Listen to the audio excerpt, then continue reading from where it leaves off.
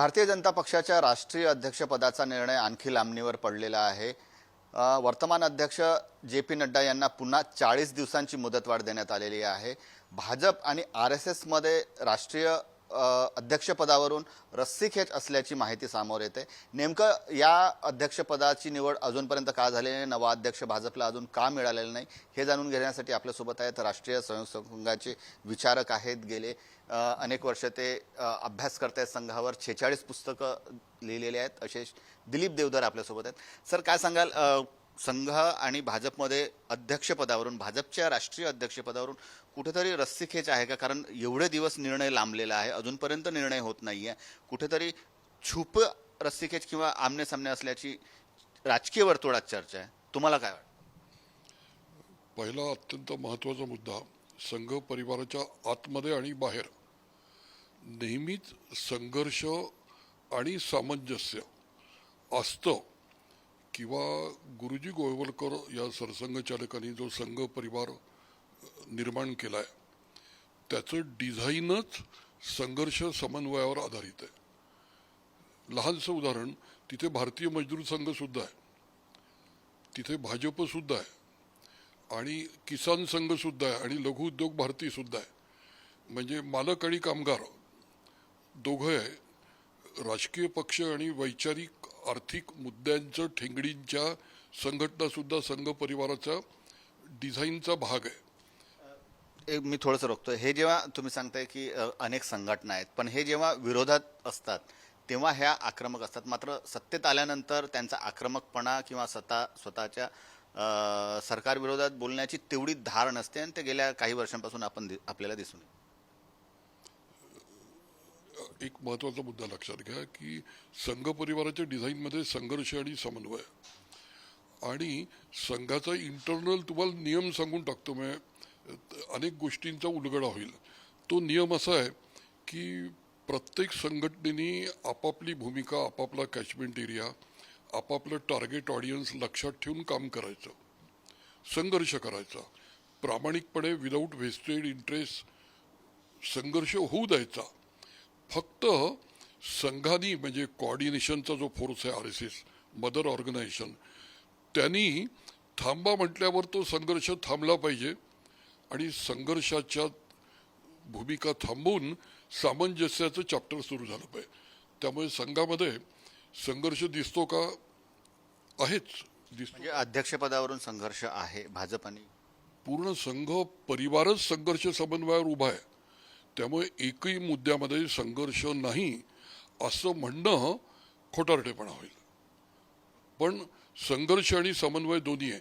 संघर्ष बदमाशीचा नाही आहे, वेस्टेड इंटरेस्टचा नाही आहे, प्रामाणिकपणाचा आहे। एक ताजं उदाहरण देतो। 21 मेला नड्डांची जी इंडियन एक्सप्रेसमध्ये मुलाखत आली आहे त्याच्यावर दत्तात्रय होसबळे सरकार्यवाह त्यांचं वाक्य बघा, फार महत्त्वाचं आहे।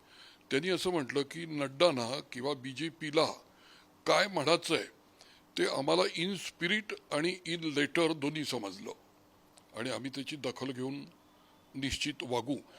त्यामुळे संघर्ष समन्वय दोन्ही आहे आणि दोन्ही प्रामाणिक आहे, हे लक्षात घ्या। जे.पी. नड्डांच्या त्याच मुलाखतीचा जर विचार केला तर भाजपकडून त्याचा इन्कारही करण्यात आलेला नव्हता किंवा त्याच्याबद्दल काही स्पष्टीकरणही देण्यात आलेलं नव्हतं। म्हणजे भाजपची जी भूमिका होती संघाच्या बाबतीत ती त्यांची आजही आहे किंवा ती त्यांची ठरवलेलीच होती? एक मिनटं, एक लक्षात घ्या की संघ परिवारामध्ये मीडियाशी गप्पा मारणं हे मुळात कल्चर नाही आहे। त्यामुळे मीडियाच्या समोर संघ परिवारातल्या संघटना लिमिटेड पद्धतीने येतात। त्यामुळे प्रत्येक मुद्द्यावर उठसूट कॉमेंट करण्यासाठी हा समाजवादी पक्ष नाही आहे किंवा डाव्या विचारसरणीची संघटना नाही आहे। त्यामुळे सिलेक्टेड मीडिया समोर येतात। त्यामुळे संघर्षसुद्धा सिलेक्टेड समोर येतो, पण संघर्ष आहे, मतभेद आहे, पण सामंजस्यसुद्धा आहे। एवढाच मला महत्त्वाचा मुद्दा मांडायचा आहे। संघर्षाचं म्हणताय तुम्ही, सध्या जी काही चर्चा सुरू आहे किंवा जशी माहिती मिळते त्यानुसार जो नवा राष्ट्रीय अध्यक्ष येईल भाजपचा तो संघाच्या विचारांशी तर असावाच, मात्र त्यांनी पक्षाचं म्हणणं समजण्यासोबतच संघाच्याही जे काही प्रश्न आहेत, त्यांच्या भावना आहेत, त्यांचे विचार आहेत, त्यांनाही प्राधान्य द्यावं आणि याच मुद्द्यावरून कुठेतरी अध्यक्षाची निवड होत नाहीये असं दिसून येतं. आता मी तुम्हाला भूतकाळात नेतो, कारण की तुम्ही अभ्यासू पद्धतीने प्रश्न विचारल्यामुळे वरवर उत्तरं कामाची नाही. बाळासाहेब देवरसांनी जेव्हा भारतीय जनता पक्षाची 1980 साली जेव्हा प्रारंभ झाला, तेव्हा भारतीय जनता पक्षाने म्हणजे वाजपेयी आणि आडवाणी यांनी गांधीयन सोशलिझम निवडलं आणि दीनदयालजींचा एकात्म मानववाद सोडून दिला. तेव्हा नागपूरच्या तरुण भारतात 3 अग्रलेख आले भाजपची टीका करणारे. तेव्हा बाळासाहेब देवरसांनी तेव्हाचे संपादक मामा घुमरे यांना बोलवलं आणि सांगितलं की तुम्ही ही जी भूमिका घेतली ती आम्हाला मान्य नाही, त्यामुळे मोठी अडचण येते. आम्ही भाजप ऑटोनॉमी त्यांना एन्जॉय करतात, संघ परिवारातल्या जरी संघटना आहे त्यांना वाटतंय ना समाजवाद, गांधीयन समाजवाद पाहिजे आणि एकात्म मानववाद सोडायचा, तर त्यांना फ्रीडम आहे.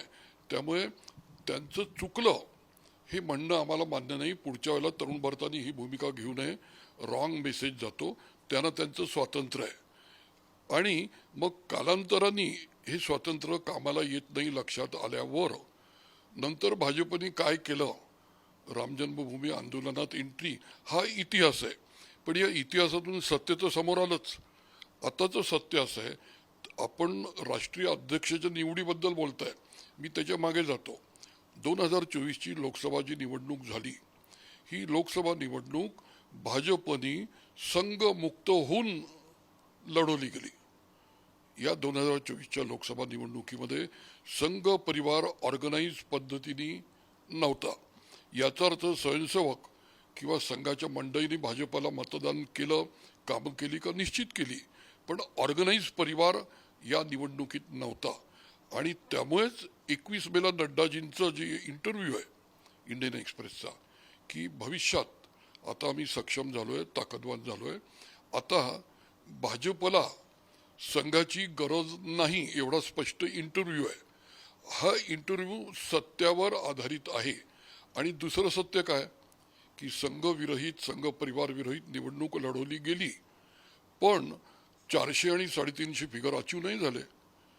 भाजपच्या लक्षात आलं की संघमुक्त निवडणुकीमध्ये काय होतं, तर 240चा फिगर आला, जो अपेक्षा 400ची होती. तर ते सुद्धा मॅच्युअर्ड विजडमवाले लोक आहे. 4 जूनला रिझल्ट लागल्यानंतर भाजपही बदलला, संघ जागच्या जागीच राहिला. संघाने तेव्हा म्हटलं तुम्हाला आमची गरज नाही, काही हरकत नाही, आनंद आहे, आमचे प्रचारक इतर कार्यात जातील, तुम्ही तुमचं काम करा.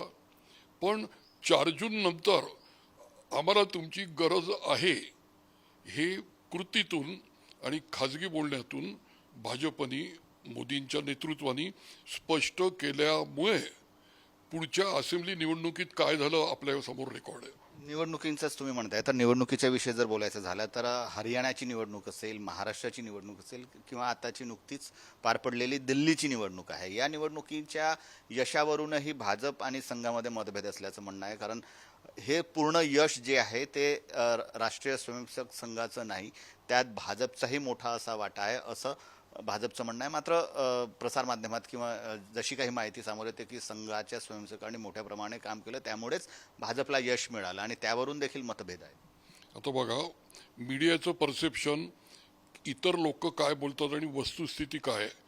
भाजप संघ परिवार शब्द उच्चारल्यावर त्यात भाजप येतो का, येत नाही? येतो, दरवेळा येतो. त्यामुळे संघ परिवार आणि Bhajap all the time separate नाही करता येणार. ऑटोनॉमीमध्ये सेपरेट होईल, पण ऑल द टाइम सेपरेट नाही. आणि मानवी स्वभाव असतो. मानवी स्वभाव काय, जो तो क्रेडिट घेतो. हा संघटनेचा स्वभाव नाही आहे, हा मानवी स्वभाव आहे. त्यामुळे फॅक्ट अशी आहे की लोकसभा निवडणुकीमध्ये 2 फोर्सेस एकत्र येऊन निवडणूक लढले नाही, पण विधानसभेत एकत्र येऊन लढले. आणि किती एकत्र आले, तर 50% क्रेडिट भाजपला जातं, त्यांच्या वर्किंगला जातं, त्यांच्या नेतृत्वाला जातं, त्यांच्या पॉलिसीला जातं, आणि 50% क्रेडिट संघ परिवाराला जात आहे. त्यामुळे हे 50-50 आहे. आता एखाद्याने 51 आणि माझं जास्त तुझं कमी आहे म्हणणं हा मानवी स्वभाव आहे. वस्तुस्थिती अशी आहे की दोघं एकत्र येऊन प्रामाणिकपणे लढले आणि लढल्यानंतर काय होतं, दिल्ली, महाराष्ट्र, हरियाणाने दाखवून दिलं. शेवटी प्रश्न तोच कायम आहे की अजूनपर्यंत भाजपचा अध्यक्ष निवडला गेलेला नाहीये. तो कधीपर्यंत होईल? संघाची भूमिका यात कितीपर्यंत महत्वाची राहणार आहे? पहिला मुद्दा, भाजपचा अध्यक्ष या शब्दामध्येच अध्यक्ष फक्त भाजपचा हा मुद्दा क्लिअर होतो. पण याच्यातलं हिडन पार्ट असं की संघ परिवारातला भाजप असल्यामुळे संघाचं, मी एनओसीची भाषा नाही बोलणार, पण संघाचा होकार लागेल, संघाची मान्यता लागेल. संघाला मान्य नाही असा भाजप अध्यक्ष वस्तुस्थितीचा अभ्यास केल्यावर होणे नाही. त्यामुळे जो उशीर होतोय त्याची कारणमीमांसा संघात नसून भाजपच्या संघटनेमध्ये. ते काय वाटतं कारण? तर पहिलं म्हणजे त्यांच्या संघटनेचा नियम आहे की राष्ट्रीय अध्यक्षासाठी 50% प्रांतातले अध्यक्ष निवडले पाहिजे. 36 पैकी 18ची किमान निवडणूक होणं आवश्यक आहे. 14 झालेले आहे, किमान 4 अजून आवश्यक आहे. त्यामुळे भाजपच्या घटनेप्रमाणे अध्यक्ष निवडलाच जाऊ शकत नाही. इथे संघाचा काही संबंध नाही. आता हे 4 प्रांत मिनिमम पाहिजे. तर याच्यातले महत्त्वाचे 4 प्रांत आहे. उत्तर प्रदेश आहे, आपल्याला उत्तर प्रदेश म्हणजे काय माहिती आहे, गुजरात आहे, मध्य प्रदेश आहे आणि कर्नाटक आहे. आता इथे 4ही ठिकाणी संघ भाजप दोन्ही स्ट्रॉंग आहे. दोन्ही स्ट्रॉंग असल्यामुळे इथले जोपर्यंत अध्यक्ष निवडले जात नाही तोपर्यंत अखिल भारतीय अध्यक्ष भाजपच्या घटनेप्रमाणे निवडला जाणार नाही. आणि माझा अंदाज आहे 6 एप्रिल 2025 पर्यंत त्यांचा अध्यक्ष निवडला जाईल आणि त्यांचं अखिल भारतीय अधिवेशन सुद्धा होईल. खूप खूप धन्यवाद. कॅमेरामन मंगेश हस्तकसह जितेंद्र शिंगाडे, पुढारी न्यूज, नागपूर.